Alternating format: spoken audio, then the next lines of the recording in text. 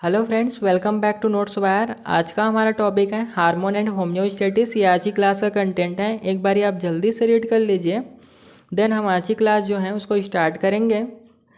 First देखते हैं introduction. Homeostasis एक ऐसा प्रोसेस है जिसमें बॉडी अपने इंटरनल इन्वायरमेंट को स्टेबल और बैलेंस में रखती हैं, चाहे एक्सटर्नल कंडीशन कितनी भी चेंज क्यों ना हो जाए। इसका सबसे बेस्ट एग्जांपल है टेम्परेचर। हमें पता है हमारी बॉडी का जो नॉर्मल टेम्परेचर है वो 37 डिग्री सेल्सियस होना चाहिए, जिससे हमारी बॉडी जो है डिफरेंट प्रकार के फंक्शन को परफॉर्म करती हैं।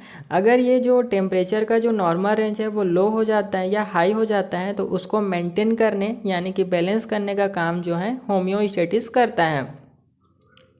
इसका सबसे बेटर एग्जांपल है, जैसे हम अपने घर का एग्जांपल लेते हैं। गर्मी के समय में हम क्या करते हैं, फ़ैन ऑन कर लेते हैं, जिससे जो घर का जो टेम्परेचर है वो कम हो जाता है। वैसे ही ठंडी के दिनों में हम रूम में अपने हीटर ऑन कर लेते हैं, जिससे घर का टेम्परेचर जो होता है हाई हो जाता है और हम ठंडी से बच पाते हैं। उसी प्रकार से हमारा जो बॉडी होता है, जब गर्मी का मौसम रहता है या फिर हमारी जो बॉडी का इंटरनल इन्वायरमेंट है, जब टेम्परेचर जो होता है हाई हो जाता है, तो ऐसे कंडीशन में स्वेट ग्लैंड से स्वेट का सिक्रीशन होता है, जिससे बॉडी का टेम्परेचर जो होता है वो डाउन हो जाता है और नॉर्मल रेंज में आ जाता है। मान लीजिए जब बॉडी का टेम्परेचर जो है लो हो गया, चाहे एक्सटर्नल इन्वायरमेंट की वजह से लो हो सकता है या फिर बॉडी में वाइटल प्रकार के फंक्शन होते हैं जिससे बॉडी का टेम्परेचर जो है लो हो सकता है, तो ऐसे कंडीशन में हमारी बॉडी जो होता है वो शिवरिंग का फंक्शन करती हैं, यानी कि हमारी बॉडी जो होती है क्या होने लगती है, कंपन करने लगती हैं, हम कांपने लगते हैं ठंड से। और ऐसे कंडीशन में मसल्स में मूवमेंट होता है, जिसकी वजह से हीट जनरेट होता है और बॉडी का टेम्परेचर लेवल जो है वो नॉर्मल रेंज में आ जाता है। इस प्रकार जो बॉडी में होने वाले डिफरेंट फंक्शन है उसका बैलेंस में रहना आवश्यक होता है और इनके बैलेंस का काम जो है होम्योस्टेटिस प्रोसेस के द्वारा होता है। यह वर्ड ग्रीक शब्द होम्यो यानी कि सेम और स्टेटिस यानी कि स्टैंडिंग स्टिल से आया है, जो मिलकर सेम स्टेट या बैलेंस को दर्शाता है। हार्मोन जो एंडोक्राइन ग्लैंड द्वारा रिलीज होते हैं, एंडोक्राइन ग्लैंड जैसे पिट्यूटरी ग्लैंड हो गया, पीनियल ग्लैंड हो गया, जिनसे हार्मोन सीक्रेट होते हैं और डायरेक्टली ब्लड स्ट्रीम में रिलीज होते हैं, तो उसको हम क्या कहते हैं, एंडोक्राइन ग्लैंड कहते हैं। इनके द्वारा रिलीज होते हैं और होम्योस्टेटिस मेंटेन करने में बहुत बड़ा इंपॉर्टेंट रोल प्ले करते हैं। आगे हम इनके रोल को स्टडी करेंगे, फिलहाल हम इनके डिफिनेशन को पहले देख लेते हैं।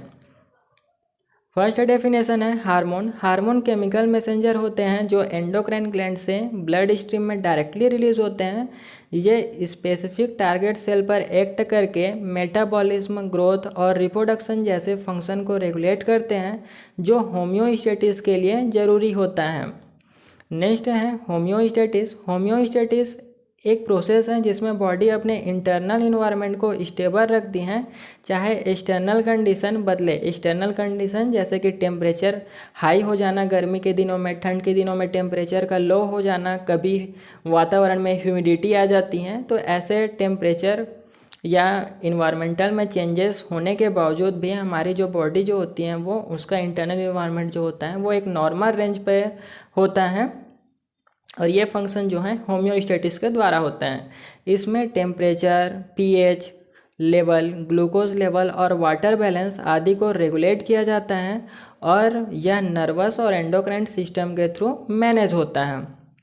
चलिए हार्मोन का रोल देखते हैं होम्योस्टेटिस में, कि ये बॉडी में होने वाले डिफरेंट फंक्शन को कैसे बैलेंस में लाता है। यहाँ पे केवल हम हार्मोन्स के रोल देखते हैं, यानी कि एंडोक्राइन सिस्टम का रोल देख रहे हैं। इसके अलावा जो हमारी बॉडी की होम्योस्टेटिस है उनमें एक्सोक्राइन ग्लैंड का भी महत्व होता है, लेकिन हमारा चैप्टर जो है एंडोक्राइन का है, इसलिए अब अभी फ़िलहाल हम हार्मोन के रोल को देख रहे हैं। हार्मोन होम्योस्टेटिस को मेंटेन करने में की रोल प्ले करते हैं। जब बॉडी में किसी भी पैरामीटर में इम्बैलेंस होता है, जैसे ब्लड शुगर यानी कि ग्लूकोज का लेवल जब हाई हो जाए या लो हो जाए नॉर्मल रेंज से, तो इस कंडीशन में होम्योस्टेटिस की आवश्यकता होती है। टेम्परेचर हाई हो जाए या लो हो जाए, वाटर लेवल इसी प्रकार से, तो हार्मोन्स जो होते हैं वो एक्टिवेट हो जाते हैं और उन्हें बैलेंस में ले आते हैं। चलिए समझते हैं डिफरेंट टाइप के होम्योस्टेटिस में हार्मोन के रोल को। पहला है थर्मो रेगुलेशन। थर्मो से याद रखिएगा कि हीट को रिप्रेजेंट करता है और रेगुलेशन मतलब मेंटेन, यानी कि बॉडी टेम्परेचर का कंट्रोल। फर्स्ट हार्मोन है थायराइड हार्मोन। थायराइड हार्मोन जो होता है थायराइड ग्लैंड से सीक्रेट होता है। ये हमारे गर्दन में प्रेजेंट होती हैं, जो हमारी श्वास नली होती हैं जिसे हम ट्रेकिया कहते हैं, इसके सामने, और जो वॉइस बॉक्स होता है उनके जस्ट नीचे ये प्रेजेंट होते हैं। इनसे T3 और T4 हार्मोन, यानी कि T3 मतलब ट्राई आइडोथायरोनिन और T4 मतलब थायरॉक्सिन हार्मोन या टेट्रा आइडोथायरोनिन भी कहते हैं इसे। थायराइड ग्लैंड से रिलीज होने वाले ये हार्मोन बॉडी के मेटाबॉलिज्म को रेगुलेट करते हैं। देखिए मेटाबॉलिज्म के प्रोसेस में दो प्रोसेस जो होता है वो शामिल होता है। एक होता है केटाबॉलिज्म और दूसरा होता है एनाबॉलिज्म। केटाबॉलिज्म के प्रोसेस में जो कॉम्प्लेक्स मॉलिक्यूल्स होते हैं वो स्मॉलर मॉलिक्यूल्स या सिंपल मॉलिक्यूल्स में ब्रेक डाउन होते हैं और इस प्रोसेस के द्वारा एनर्जी जो होता है वो रिलीज होता है। जबकि एनाबॉलिज्म के प्रोसेस में जो स्मॉलर मॉलिक्यूल्स होते हैं आपस में ऐड होकर कॉम्प्लेक्स मॉलिक्यूल का फॉर्मेशन करते हैं और इस प्रोसेस में एनर्जी का यूज़ होता है। यानी कि केटाबॉलिज्म के प्रोसेस में एनर्जी जो होता है वो रिलीज होता है, जबकि एनाबॉलिज्म के प्रोसेस में एनर्जी जो होता है यूज़ होता है। इन दोनों प्रोसेस को हम एक साथ मेटाबॉलिज्म कहते हैं। मेटाबॉलिज्म जितना ज़्यादा होगा बॉडी उतनी ही ज़्यादा हीट प्रोड्यूस करेगी। यानी कि मेटाबॉलिज्म के अंतर्गत कौन सा प्रोसेस होगा तब हीट प्रोड्यूस होगा, तो केटाबॉलिज्म, क्योंकि इससे एनर्जी रिलीज हो रही है और एनर्जी के साथ साथ हीट भी रिलीज होती है। ठंड के मौसम में थायराइड हार्मोन का प्रोडक्शन बढ़ जाता है जिससे बॉडी हीट जनरेट कर सकती है। मेटाबॉलिज्म लेवल हाई हो जाएगा ठंड के समय और हमारे ठंड के समय में जो ब्लड का टेम्परेचर है वो क्या हो जाएगा, नॉर्मल हो जाएगा। नेक्स्ट है एड्रेनलिन हार्मोन, जिसे हम एपिनेफ्रिन हार्मोन भी कहते हैं। ये हार्मोन जो होता है किडनी के ऊपर प्रेजेंट एड्रिनल ग्लैंड के एड्रिनल मेड्यूला वाले पोर्शन से रिलीज होता है। जब इसका हम एड्रिनल ग्लैंड का क्रॉस सेक्शन करेंगे तो दो पोर्शन दिखाई देगा। जो मिडिल का पोर्शन है इसे मेड्यूला कहते हैं और जो आउटर पोर्शन है उसे एड्रिनल कॉर्टेक्स कहते हैं। तो ये एड्रिनल मेड्यूला से एड्रेनलिन हार्मोन रिलीज होता है। स्ट्रेस या इमरजेंसी सिचुएशन में एड्रिनल ग्लैंड से एड्रेनलिन रिलीज होता है। स्ट्रेस एक प्रकार का स्टिमुलस है। जैसे मान लीजिए आप किसी जंगल से गुजर रहे हैं और आपने अचानक से भालू देख लिया और आपके पास भागने की जगह नहीं है कहीं भी, या छुपने की जगह नहीं है, तो आपका जो बॉडी जो होता है वो एड्रेनलिन हार्मोन रिलीज़ करते हैं जिससे आप भालू से लड़ने की क्षमता आप में आ जाती है। या फिर अगर कहीं पे आपको छुपने की जगह दिख गई, भागने की जगह दिख गई, तो आप क्या कर सकते हैं, वहाँ से भाग सकते हैं। जैसे कि यहाँ पे आप देख सकते हैं, या तो फाइट के लिए आप तैयार हो जाएंगे या तो वहाँ से भाग जाएंगे, फ्लाइट हो जाएंगे, उड़ जाएंगे। यह हार्मोन हार्ट रेट और ब्लड फ्लो को बढ़ाता है।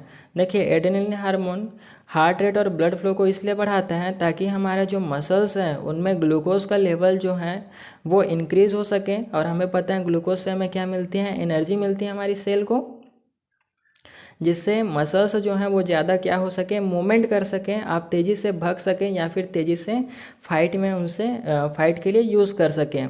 और इस कंडीशन में मेटाबॉलिज्म होगी जिससे हीट भी क्या होगी, रिलीज़ होगी। इस वजह से जो बॉडी का टेम्परेचर है वो भी रेगुलेट होगा, मेंटेन होगा। एड्रेनलिन की वजह से बॉडी सीवरिंग या फाइट और फ्लाइट रिस्पॉन्स भी शो करती हैं जो थर्मो रेगुलेशन में मददगार होता है। नेक्स्ट हार्मोन है anti diuretic hormone. Anti diuretic hormone जो होता है ये पिट्यूटरी ग्लैंड के एंटेरियर पिट्यूटरी से रिलीज होता है और ये हार्मोन जो होता है वाटर बैलेंस को रेगुलेट करता है।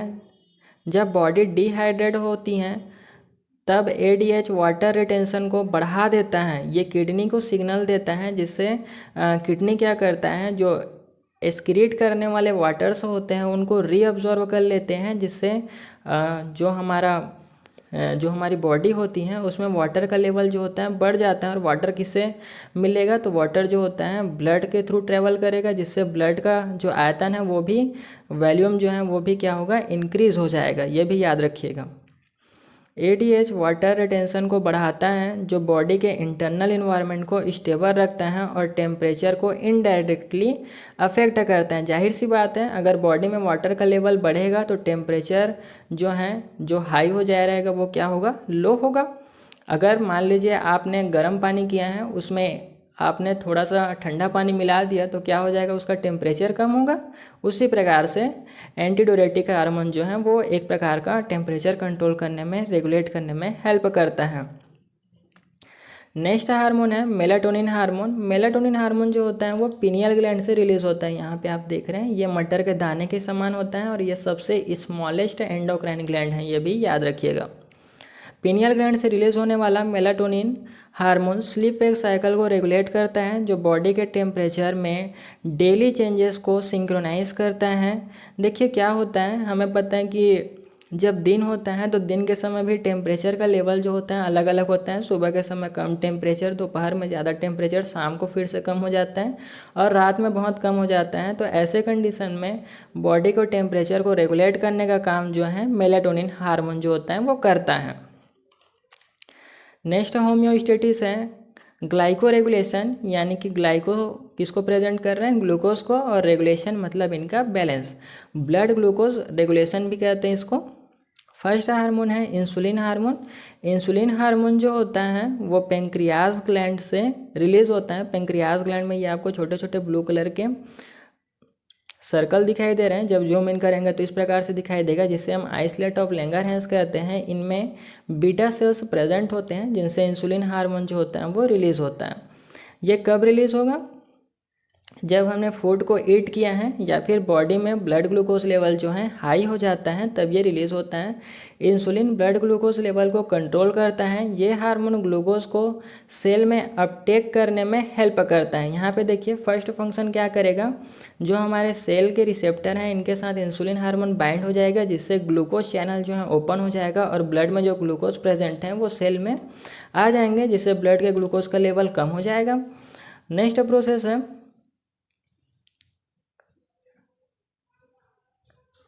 ग्लाइकोजन के फॉर्म में लीवर और मसल्स में स्टोर करते हैं। जब इसके बावजूद भी ग्लूकोज का लेवल जो है हाई रहता है बॉडी में, तो जो इंसुलिन हार्मोन होता है वो लीवर और हमारे मसल्स में ग्लूकोज को ग्लाइकोजेनेसिस प्रोसेस के द्वारा ग्लाइकोजन के रूप में स्टोर करते हैं, जिससे ब्लड में जो ग्लूकोज का लेवल है वो क्या हो जाएगा, कम हो जाएगा।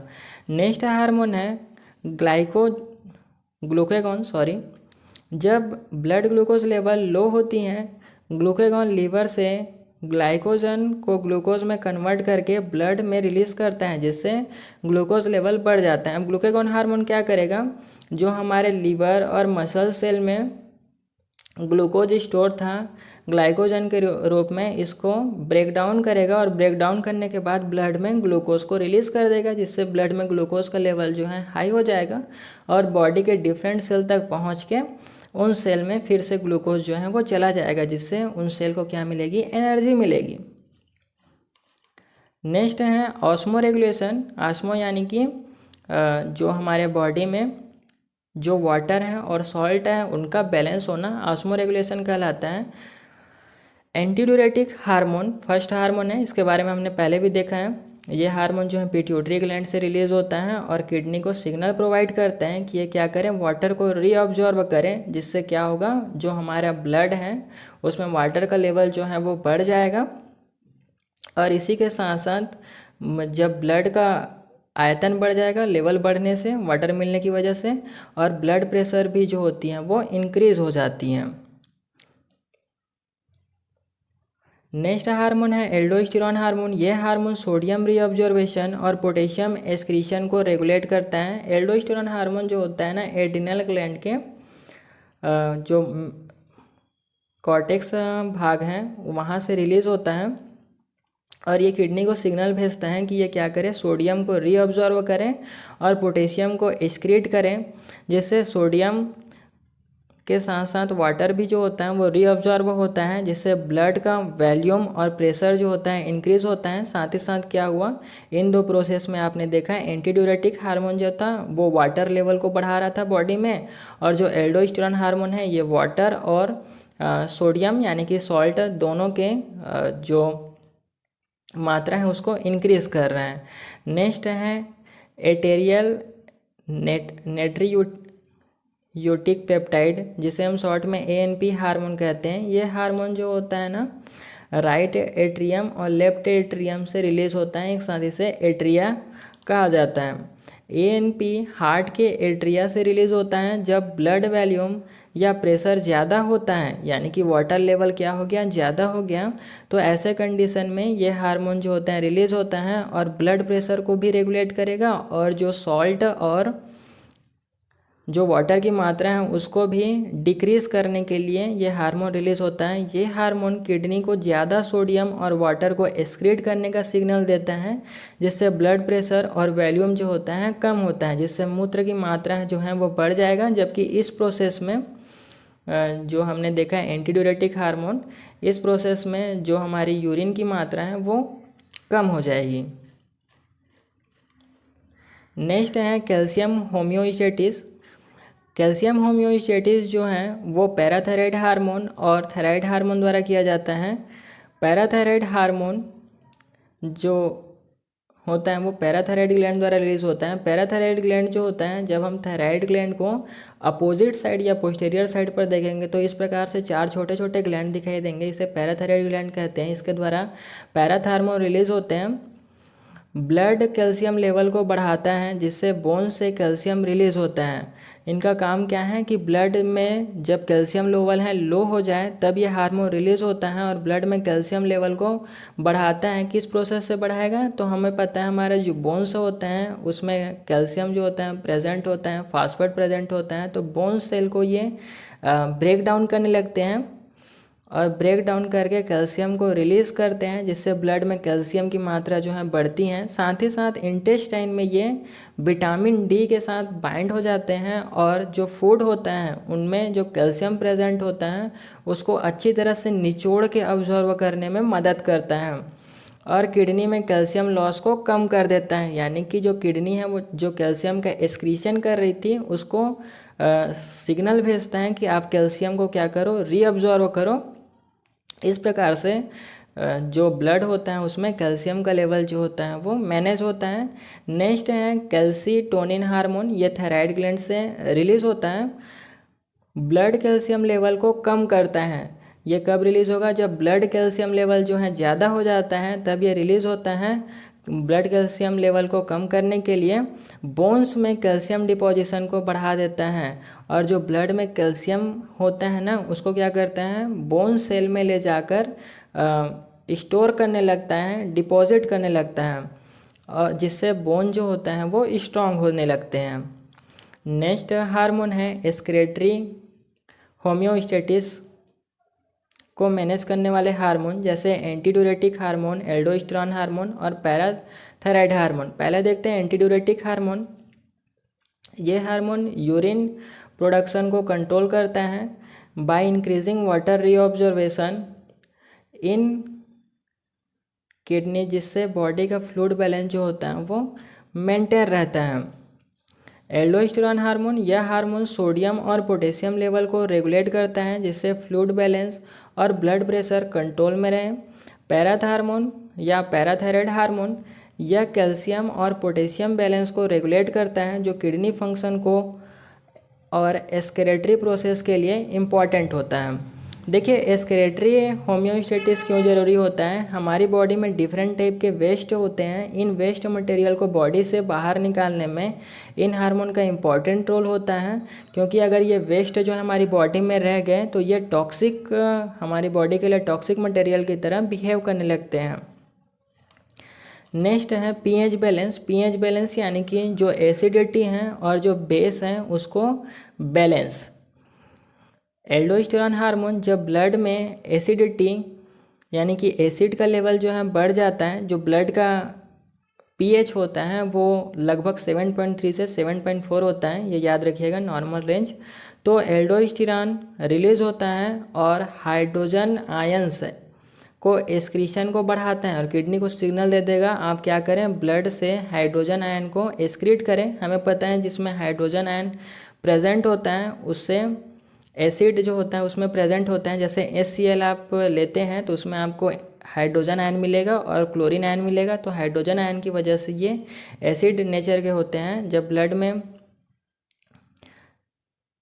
ब्लड का जो एसिड लेवल है वो बढ़ जाता है तो एल्डोस्टेरोन हार्मोन रिलीज़ होगा और रिलीज़ होने के बाद हाइड्रोजन आयन के एक्सक्रीशन को बढ़ा देता है, जिससे ब्लड की जो एसिडिटी है वो कम हो जाता है और पीएच जो होती है वो बैलेंस हो जाता है। कॉर्टिसोल हार्मोन, ये हार्मोन स्ट्रेस या इन्फ्लेमेंटेशन होता है तब रिलीज़ होता है, तो कॉर्टिसोल रिलीज होता है जो पीएच बैलेंस मेंटेन करने में हेल्प करता है। सोडियम रीऑब्जर्वेशन और हाइड्रोजन आयन एक्सक्रीशन को रेगुलेट करता है। देखिए सोडियम जो होता है ना, ये बॉडी में डायरेक्टली पीएच लेवल को मेंटेन नहीं करता, बल्कि सोडियम जो होता है वो बफर सिस्टम में हेल्प करता है। बफर सिस्टम क्या होता है, जिससे जो बॉडी में जो पीएच लेवल है वो एक नॉर्मल रेंज पे होती है, ना तो ज़्यादा एसिड की तरफ जाती है ना ही बेस की तरफ जाती है।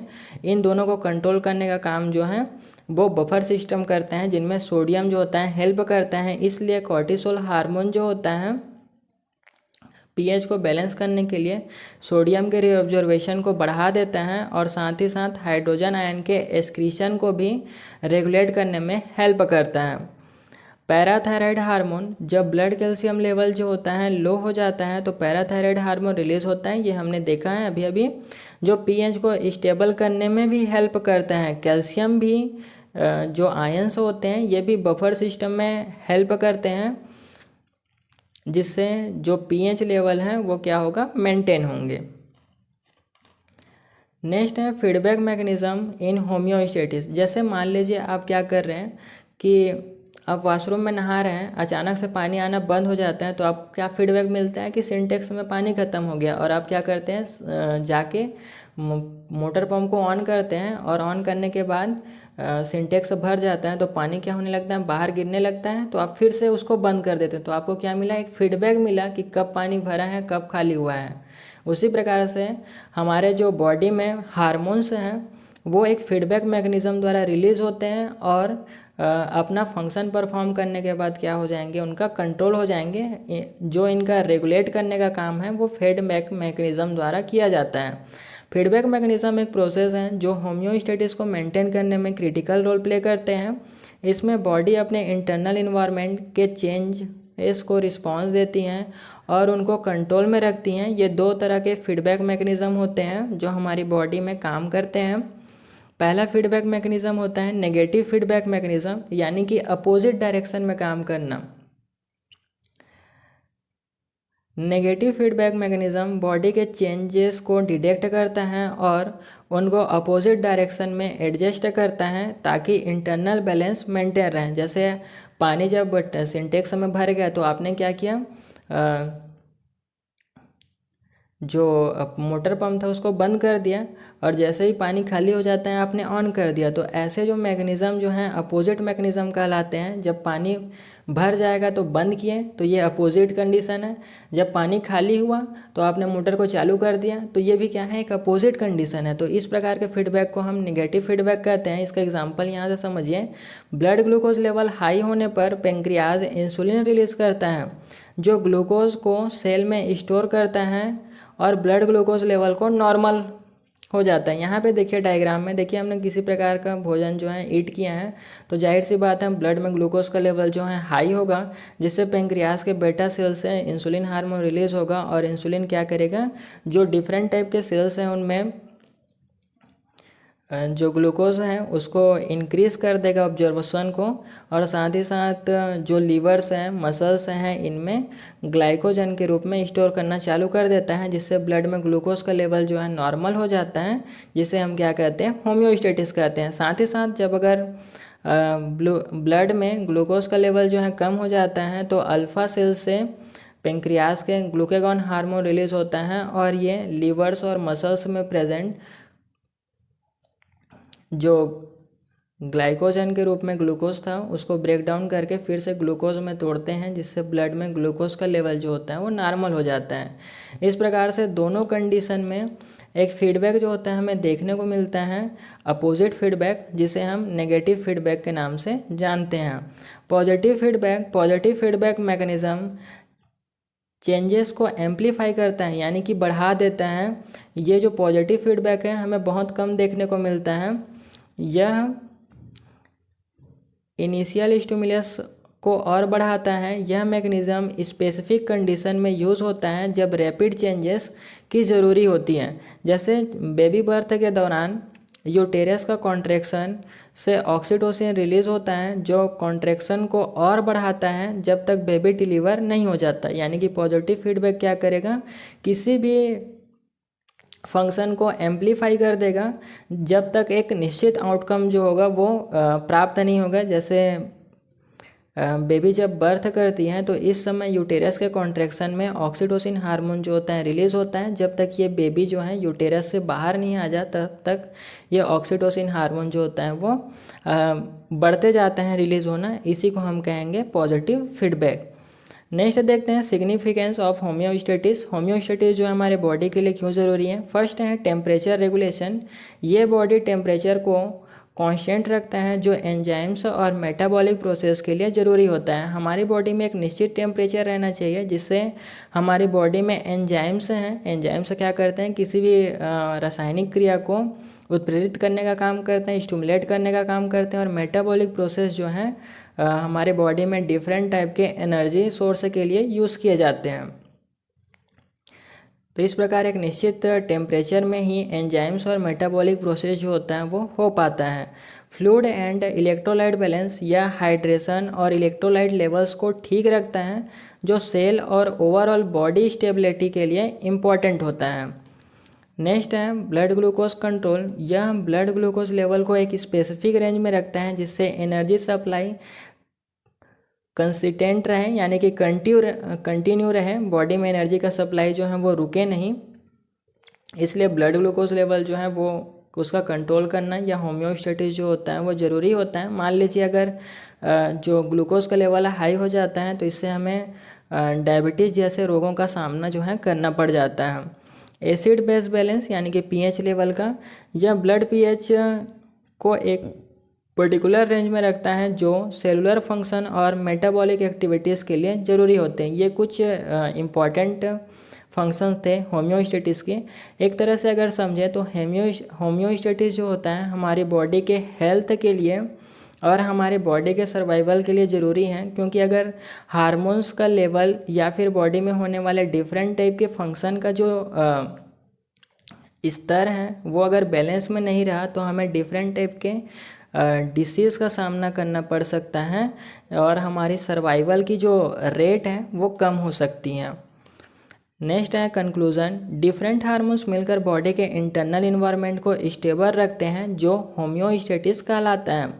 अगर इन हार्मोन्स में कोई इम्बैलेंस होता है तो बॉडी का ओवरऑल हेल्थ पे बुरा असर पड़ सकता है। प्रत्येक हार्मोन अपनी स्पेसिफिक रोल प्ले करता है। हमने देखा डिफरेंट टाइप के हार्मोन्स जो होते हैं वो अपना डिफरेंट रोल्स जो होते हैं वो प्ले करते हैं, जिससे बॉडी का होम्योस्टेटिस जो होता है वो मेंटेन रहता है और इनका कोऑर्डिनेशन बॉडी के वेल बीइंग के लिए एसेंशियल होता है, यानी कि आवश्यक है, जिससे हम लंबे समय तक सर्वाइव कर पाएँ।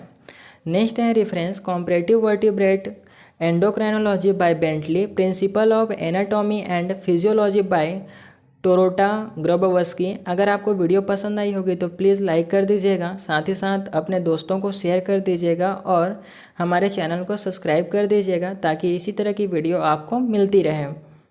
Thank you for watching.